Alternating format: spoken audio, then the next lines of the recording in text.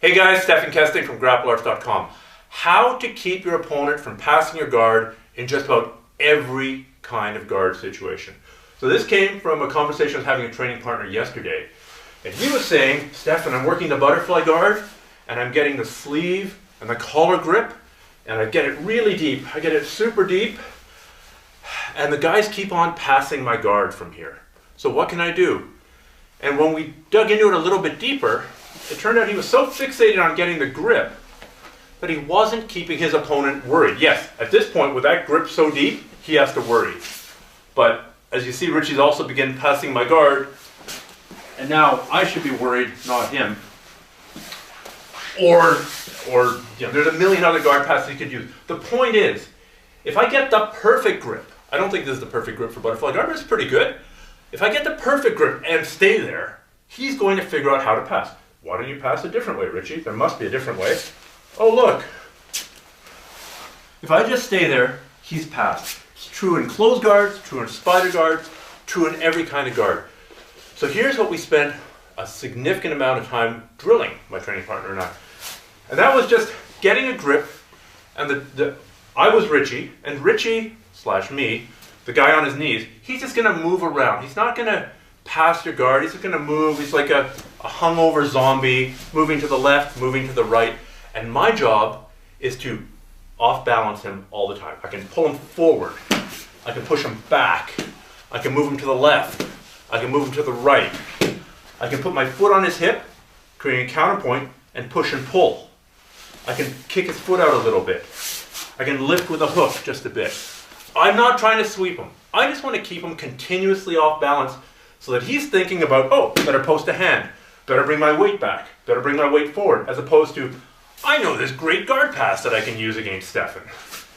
So what it might look like from the butterfly guard, and we'll show very quickly how it would work from other guards, is here. So you're just going to move around so that it's not a completely static thing. I'm going to push, pull, push the leg, here, see I'm holding the arm now, counterpoint, here, pushing, coming up, there. So Richie's doing a great job of not really doing anything too fancy, but I'm continuously giving him something else to think about. I can switch collars if I want to go collar, right? Push and pull, drag, push, go to this side, go to that side. That's not how you're going to fight. But you know what? If I'm always doing this, if he's always worrying about hand on the ground, well, that's time he's not passing my guard, and oh look, how the hand fell. I've got an omoplata. Let's go again. I'm going to pull him forward, he straightens up. Oh look, I've got a sit-up sweep. The little movements is sort of the equivalent of a boxer, not just standing there going, punch me in the face. He's moving like this, right? This isn't directly combative, but it just makes it a little bit harder for the guy to get a beat on your face and hit you. So the jiu-jitsu equivalent of a boxer doing this kind of thing is to continuously be off-balancing the guy just a little bit. Let's say for the sake of argument that this is a perfect spider guard. If I stay here long enough, Richie will figure out how to pass this. Oh look, oh no, but I had the perfect spider guard grip. No, I didn't. I should be off-balancing him here. I should be moving him, steering him, switching sides here, going here, right? I'm not directly attacking, but by moving and by making him heavy, or by making myself heavy, and by changing how he has to respond to my weight all the time, or the force, it makes it a little bit harder for him to get set with his perfect guard pass. Of course, the same thing's true with a classic guard like a closed guard.